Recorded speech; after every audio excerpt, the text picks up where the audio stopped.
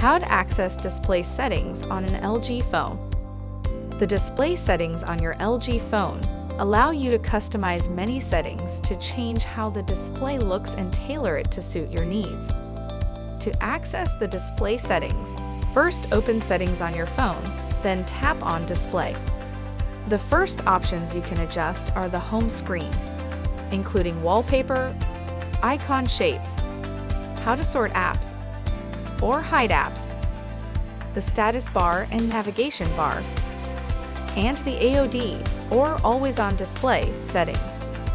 Next, you can customize and enable Comfort View to reduce blue light and eye strain. You can also customize and enable Night Mode and Screen Color. You can adjust the font type and size, the accent color and display size, as well as app scaling. These settings can make things on the screen much easier to see.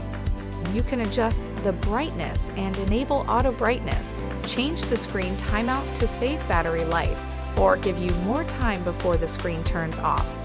Enable auto rotate, adjust the screensaver, and for some phones, enable one-handed screen operation.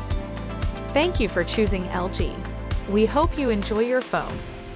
For further assistance, you can easily find our contact information on the LG.com website.